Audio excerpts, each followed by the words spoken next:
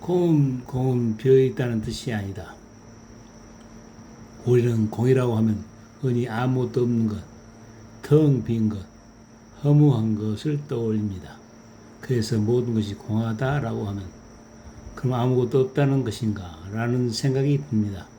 하지만 불교에서 말하는 공은 아무것도 없다는 뜻이 아닙니다. 오히려 정반대입니다. 모든 것이 인연 따라 나타나기 때문에 공한 것입니다. 첫 번째 컵 하나를 보십시오.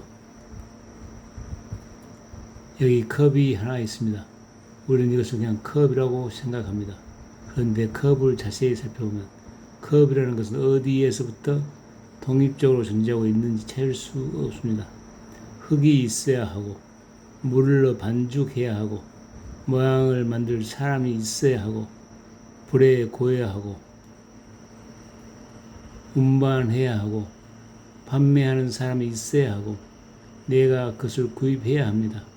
수많은 조건과 인연이 모여 지금 이 순간 컵이라는 모습으로 나타난 것입니다. 그러므로 컵은 없다는 공이 아니고 인연 따라 존재한다는 공입니다. 두 번째, 사람도 마찬가지입니다. 나도 한번 살펴보십시오. 나는 어디에서 왔습니까? 부모가 있었고 수많은 음식과 공기와 물이 있었고 수많은 사람과 환경과 경험이 있었고 수많은 생각과 기억과 감정이 있었습니다. 이 모든 조건이 모여 지금의 나라는 모습이 나타난 것입니다. 그렇다면 독립적으로 존재하는 고정된 나를 찾을 수 있습니까? 찾아보면 찾을 수 없습니다.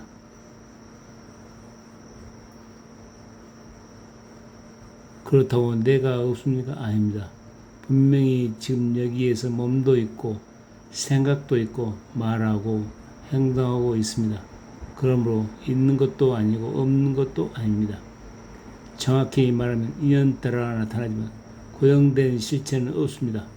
이것이 공입니다. 세 번째, 생각도 공합니다. 생각은 어디에서 옵니까?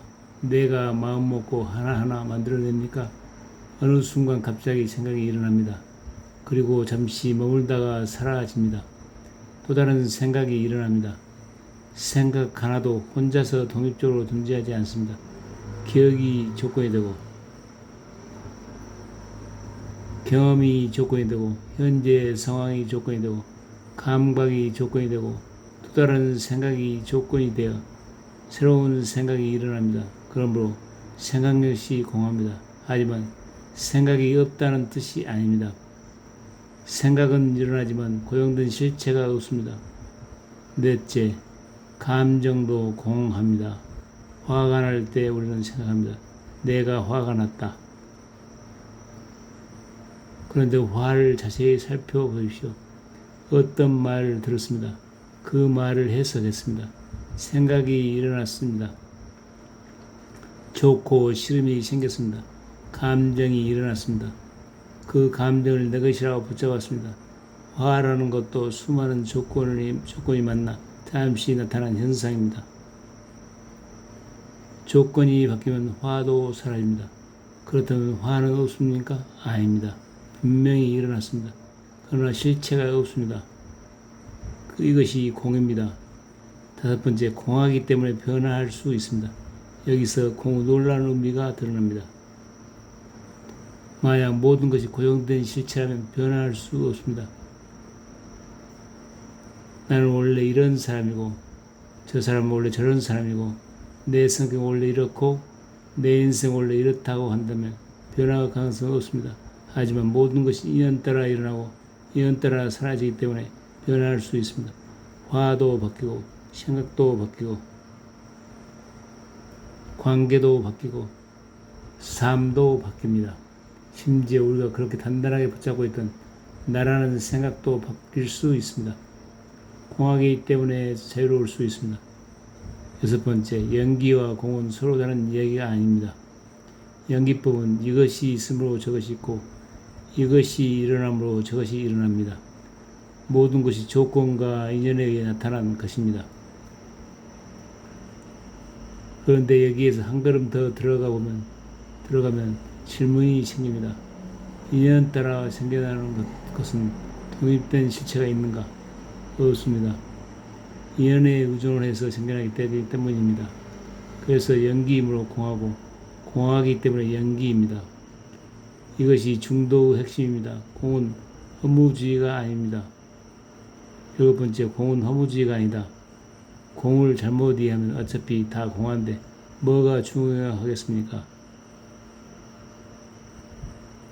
라고 생각할 수 있습니다. 하지만 그것은 공을 허무로 이해하는 것입니다. 오히려 공은 제대로 알면 삶을 더욱 소중하게 대하게 됩니다. 모든 것이 인연 따라 나타나기에 지금 만나는 사람도 소중하고 지금 주어진 생각도 소중하고 한 생각도 소중합니다. 하지만 동시에 어느 것도 붙잡지 않습니다. 소중히 하되 집착하지 않는 것, 이것이 공을 삶에서 살아가는 모습입니다. 8번째, 그러면 나도 공한데 무엇을 수행해야 하는가? 아주 중요한 질문입니다. 나라는 것이 공하다면 수행하는 사람도 없는 것이 아닙니까? 여기에서 다시 생각으로 빠지면 안 됩니다. 지금 화가 나면 화를 알아차리십시오. 누군가를 미워하면 미워하는 마음을 알아차리십시오. 칭찬받고 싶어하면 그 마음을 알아차리십시오. 내가 옳다는 생각이 올라오면 그 생각을 알아차리십시오. 그리고 자세히 보십시오. 그 마음은 어디에서 왔으며 얼마나 오래 머물며 어떻게 사라지는가. 그것을 직접 보는 순간 이것도 인연 따라 일어나는 것이구나 라는 사실이 드러납니다. 그때 집착이 조금씩 느슨해집니다. 9번째, 공은 멀리 있는 진리가 아니다. 공을 책에서 찾지 마십시오. 지금 일어나는 생각을 보십시오. 공합니다. 지금 일어나는 감정을 보십시오. 공합니다. 내가 그렇게 중요하게 생각하는 나를 보십시오. 공합니다. 좋아하는 사람도, 싫어하는 사람도, 칭찬도, 비난도, 기쁨도, 슬픔도 모두 인연 따라 잠시 나타났다 사라집니다. 그러나 그렇다고 아무것도 없다는 것이 아닙니다. 이때 고정되어 있지 않습니다. 나타나되 붙잡을 실체가 없습니다. 그것이 공입니다. 마무리하겠습니다. 공은 아무것도 없다가 아닙니다. 공은 아무것도 고정된 실체가 존재하지 않는다는 뜻입니다.